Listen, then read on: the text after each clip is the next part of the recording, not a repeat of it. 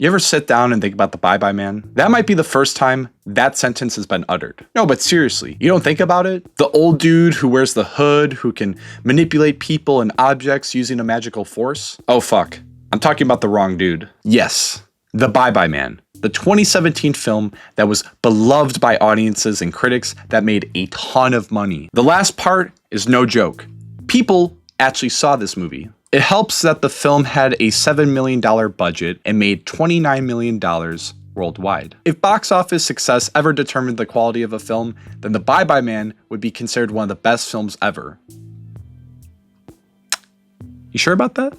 How about we forget about the box office and critics, and let's just review a film for what it is. So for the second episode of Trick or Treat, we will break down The Bye Bye Man, using the 5 S's of course, which, if this is your first time tuning in, I will determine whether the film is good or bad based on its story, scares, special effects, sauce, and schlock. So let's get into it. The Bye Bye Man follows a group of 3 college kids renting out a house somewhere near Madison, Wisconsin. I'm talking about a full-on house. Tell me it doesn't look like the Home Alone house. The group is led by Elliot, you know, your edgy college kid who wears Joy Division and Violent Femme shirts. Not only does he have a taste for band t-shirts, but also women. Sasha, his girlfriend, is also living there, along with his best friend John. When moving in, they are shocked to find that the place isn't fully furnished. Do you expect 3 college students to afford a 3-story house that is fully decked out? False alarm, as all the furniture is conveniently shoved into the basement, and somehow in a few hours they are able to fully furnish the place,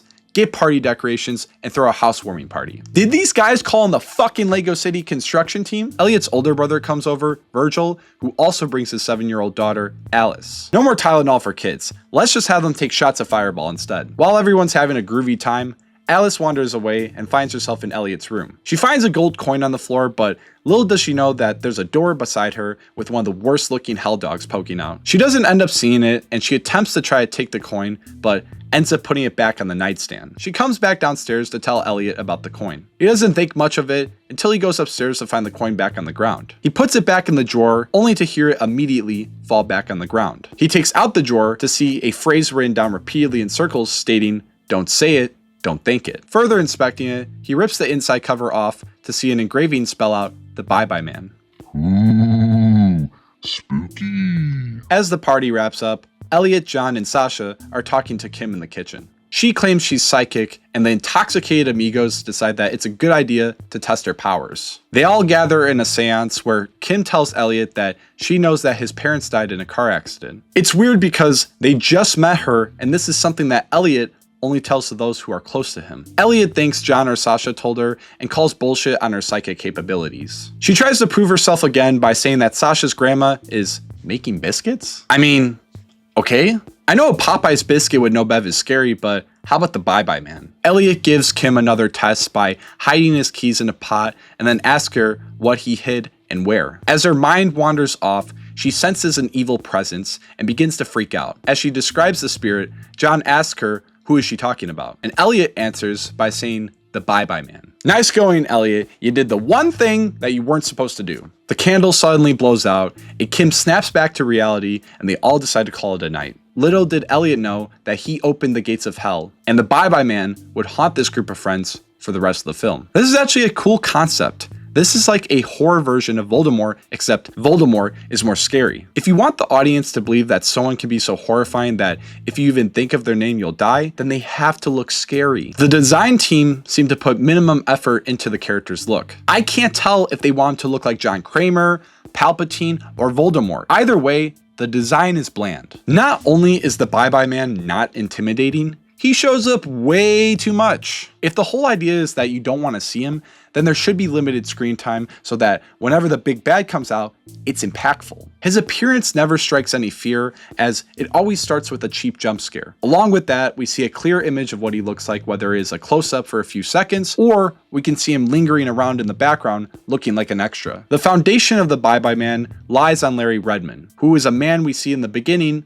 going around shotgunning the whole neighborhood. During his spree, he repeats the familiar phrase, "Don't say it, don't think it. And it seems that anyone who knows about this special person must not spread it, and if they do, they must die. The opening scene feels like a different movie, and I find it to be the best scene in the whole film. It appears that it is done in one take, and the whole time the camera is tracking the movement of Redmond. It does a good job at establishing the tone of the film by having it done in one take, which emulates the exhaustion that Larry feels from thinking about this thing. The tracking makes us feel that Larry is in control, but at the same time, he has lost all control of the situation and goes ballistic on everyone. The color palette in here looks so much better than the whole film, as we get to see color. The setting is far more interesting, showing a 60s style neighborhood, even though it's obvious that these houses are newer. And the production team decided to throw some random old cars in the driveway. It at least made me interested in the environment and curious as to what could be coming for the rest of the film. Leigh Whannell, who is a big name in horror, starred in films like Saw and Insidious, along with writing them, even directing the Invisible Man remake from 2020. He plays Redmond,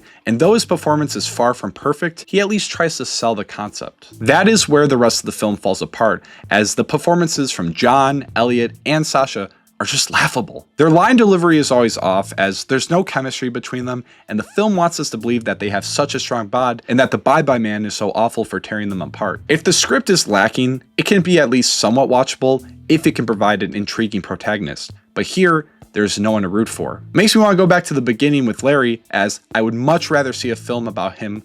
After the big party scene, the film drags and Elliot gets spooked a few times by the Bye-Bye Man, leading him to want to get to the bottom of what this could be. I roll my eyes every time a horror film does the cliche research scene, and this one does it as bland as possible. Scratch that. It actually makes the film take a big 180, as we have Cleo King, who is famous for being in comedies like The Hangover. Perfect. In the most serious part of the film, we have a comedic actress who will reveal to us who the Bye-Bye Man is. Her interaction with Elliot is so unnatural, I actually thought I was watching an outtake. The big reveal is that the Bye-Bye Man is a spiritual entity who caused the teen to kill his family back in the 60s. Reporting the case was no other than Redmond, and it seemed that when he found out who the Bye-Bye Man was, it drove him to madness. I would have liked for the opening scene to show the teen's perspective, as that's more of a bold way to introduce this entity. Unfortunately, it's treated like a throwaway line, and we're instead focused more on Redmond. Another problem this film faces is that it's trying so hard for us to believe in the bloodshed that the Bye-Bye Man ensues. However, with the PG-13 rating, we get cutaway kills and cheap scares. I am not asking for a Terrifier-esque Bye-Bye Man movie, but at least give us something uneasy to think about. Tonally, this film is all over the place. There are so many moments where it makes me cringe, but it can't come off as camp because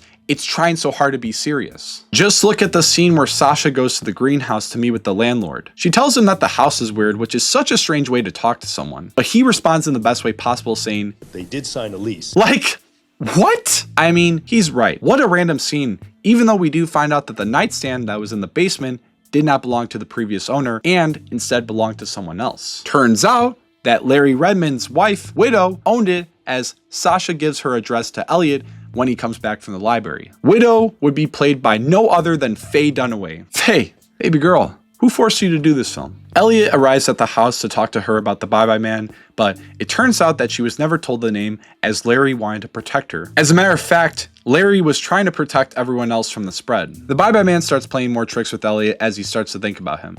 Widow tells Elliot that in order to stop this thing, he needs to end his life as well as anyone else's who knows about it. Elliot counters that, thinking that he can stop the Bye-Bye Man by ignoring the hallucinations. Elliot rushes back home to try to save Sasha and John, but on his way there, we get possibly the worst sequence in the film. For starters, we see John on the street, which Elliot thinks is real at first, but he realizes that the Bye-Bye Man is playing a trick on him. He continues to drive, only to see the fucking librarian standing in the middle of the street. Elliot believes that this is another trick that the Bye-Bye Man is playing, and so he goes full throttle into the librarian, only to find out that it actually was her. The way her body flies out gets me every time.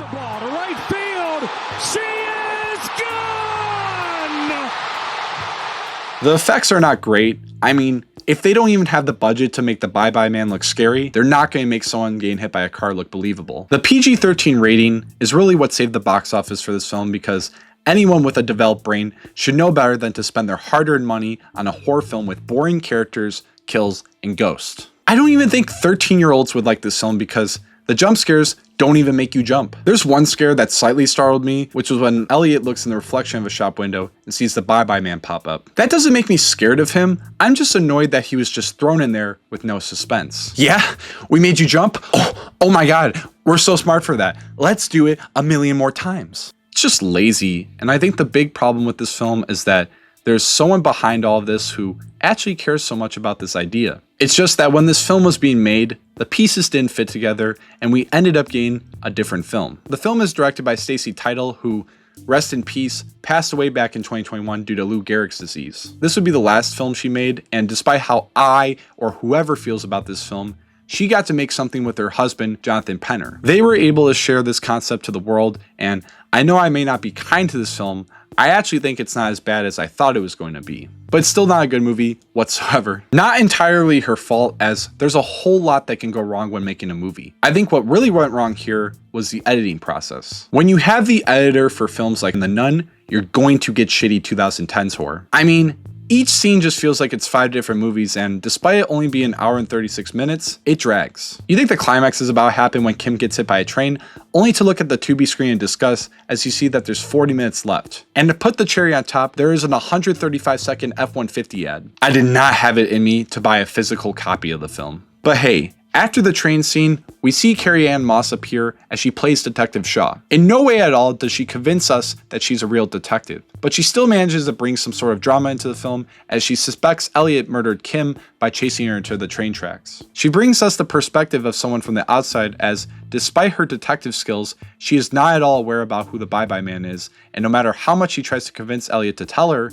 he stands down. She even says that honesty would help and that he's a smart kid who could lose everything. He responds by saying that if he tells her, it might hurt her and her family. What a great scene of dialogue. It's just hard to feel that fear factor because of how laughable the Bye-Bye Man is. Elliot somehow convinces Shaw to not know about the Bye-Bye Man, and he is let go. We do not get any more scenes between them, so there's no cat and mouse battle, just one scene of talking. There's actually a cool movie in here. Suspense is snipped by its balls every chance it gets, and I continue to blame the choices made in the cutting room. It's a headache to try and watch this stitched together PG-13 cut of the film. There's so much thrown in there that just doesn't make sense or just feels like filler, such as the train sequences. The train doesn't even end up having a purpose other than to show a sign that the Bye-Bye Man is coming. It really feels like the script was rolled into a joint and passed around by all the producers of the film. They could have very well made this a stoner flick like Idle Hands. Funny that I mentioned that because Tidal actually directed Snoop Dogg's Hood of Horror. It would have been way better than trying to convince me for 96 minutes that this spear Halloween masked dude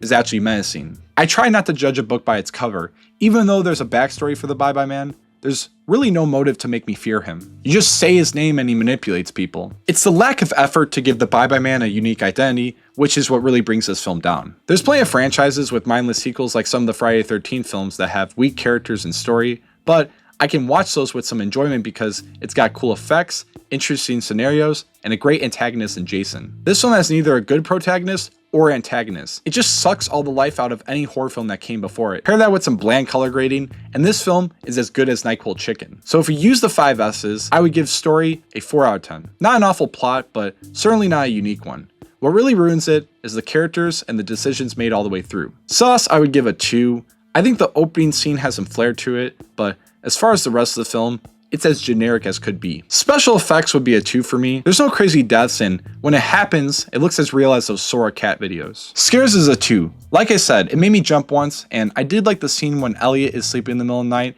and sees the hooded figure on the coat rack, just to turn on the lights and see it gone. Again, that should be the bare minimum in every scene, but because of how uncreative the scares are, that is a standout. There's no schlock here to save this turd burger of a film, so when I calculate everything up, this film scores a 10 out of 40, making it a 25%. It's no doubt that this film is a trick, but if you're stoned out of your mind, I can see this being a funny watch for maybe 5 minutes. For the rest of the film, you will have wished that you watched Norbert. Candy time! So the candy we will try today is something that kind of matches the film, and that relates to Harry Potter. How are Harry Potter and the Bye-Bye Man related? Well, Voldemort.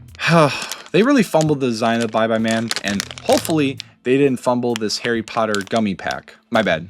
They're jelly slugs. In this pack of jelly slugs, it looks like there's 5 different options. There's pear, sour cherry, tangerine, watermelon, and banana. When reviewing this candy, I will determine which flavors are a trick or a treat. If most of them are good, then the consensus of the bag will be a treat. If not, then it'll be a trick. We will open the, oh, okay, looks like we just opened it this time, not from the corner, but from the top. Smells pretty awful. For our first jelly slug, looks like a yellow greenish one. It's looking more yellow, and based on the smell, okay, this one should be banana. Let's give it a shot. Oh God. I was liking it at first, and then I got this really bad aftertaste in my mouth. The banana slug is going to get a trick. All right, so this one, you can see here, is a orangish one. That should be the tangerine one, so let's give this one a shot as well. Okay. No bad aftertaste. That one I will give a treat to. This has a good tangerine flavor. I do like the consistency of the gummy, though I do feel like it tastes a little bit stale, and that's probably because I got it from FYE. This is like the green one, but I'm going to assume this is the watermelon one and not the pear one, because the pear one should be a little lighter. So we're going to give, I guess, the watermelon one a shot, but I'll let you know if it's a different one. Definitely the watermelon one. That one is also pretty good. Just tastes like Sour Patch Kids, the watermelon one specifically. Oh shit, I just fucking ripped this whole bag on the side. I meant to just grab one in. Okay. This one should be the pear one because it's got a slightly lighter green tone, so we're also gonna give this one a shot. But yeah. Watermelon, I would say, is a treat. This is the pear one. The aftertaste wasn't that bad. I think this one had a bit more of a bland flavor. Not mad at the taste. It's kind of nothing. Yeah, I'm gonna give that one a trick. It all comes down to the sour cherry flavor, which I'm not a fan of cherry flavor stuff. Did I even get one in here? Oh my God, bro. They literally gave me only one of them. This is the sour cherry slug, and we will determine whether this is a trick or treat, not just by the candy itself, but based on the tiebreaker, this will determine it. Interesting. Oh. Down goes Anderson! Down goes Anderson! Nope. Nope. Tastes like a fucking cough drop. Okay, I can see this being a treat, but these slugs are just not something that's going to be super tasteful. Like, if I'm going again with the gummy candy route, I'm going to get some Sour Patch. I'm going to get some Sour Punch. This is a trick. Not worth your money to get. If you stayed all the way through, thanks for tuning in to another episode of Trick or Treat. This was one of the harder ones to get through, but you know we gotta be fair to all the movies here. More episodes to come, so stay tuned and enjoy the ride.